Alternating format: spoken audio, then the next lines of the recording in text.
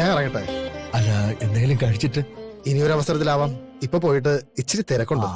നകുല, ഒരു തിരുമേനി. ആ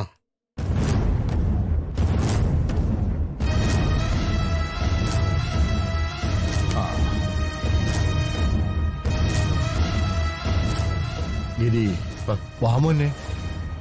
അതെ, ആദ്യത്തെ കത്ത് നിനക്ക് നൽകണമെന്നാണ് ഞാൻ കരുതിയത്.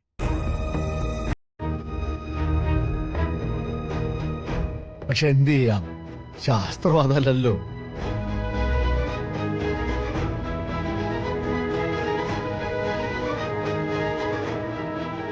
ആദ്യത്തെ കത്ത് ദൈവത്തിനും പിന്നെ വരന്റെ വീട്ടുകാർക്ക് നൽകണമെന്നാണ് പ്രമാണം.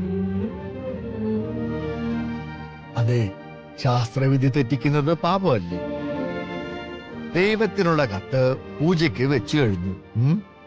ഇനി ഇന്ദ്രന്റെ വീട്ടുകാർക്ക് നൽകണം. അല്ല, ഇപ്പൊ തന്നെ ഞാൻ അങ്ങോട്ട് പുറപ്പെടുകയാ.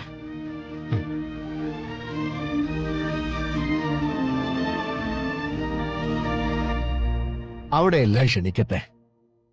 അതിനുശേഷം നിനക്കുള്ള കത്ത് തരാം. ഞാൻ ഈ കുടുംബത്തിലെ ആളല്ലേ അമ്മ? എനിക്ക് എന്തിനാണ് പ്രത്യേകിച്ചൊരു കത്ത്? എന്നാലും അതല്ലല്ലോ മര്യാദ. എന്തായാലും ഞാനൊന്ന് ഇന്ദ്രന്റെ വീട് വരെ ഒന്ന് പോയിട്ട് വരട്ടെ. അത്ര നേരം നീ ഇവിടെ വെയിറ്റ് ചെയ്യ്. ശരി.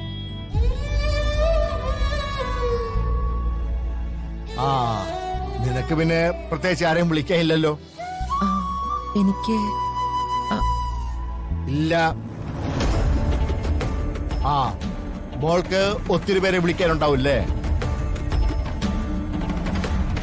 അതിനുള്ള കത്ത് എത്രയാന്ന് വെച്ചാ എടുത്തു മാറ്റിക്കോണം. നകുലൻ, പാറുവിന് ആവശ്യമായ കത്തുകൾ മാറ്റി വെച്ചോണം. ശരി അച്ഛാ. പിന്നെ കത്തുകൾ കൊടുക്കുമ്പോ അതില് മഞ്ഞളും കുങ്കുമവും പുരട്ടണം. അതെ, നിങ്ങളുടെ പണിയാ കേട്ടോ. സൗഭാഗ്യേ, നീ ഡ്രസ് എടുത്തു വയ്ക്കേ. ഞാനേ ഇന്ദ്രന്റെ വീട് വരെ ഒന്ന് പോയിട്ട് വരാം.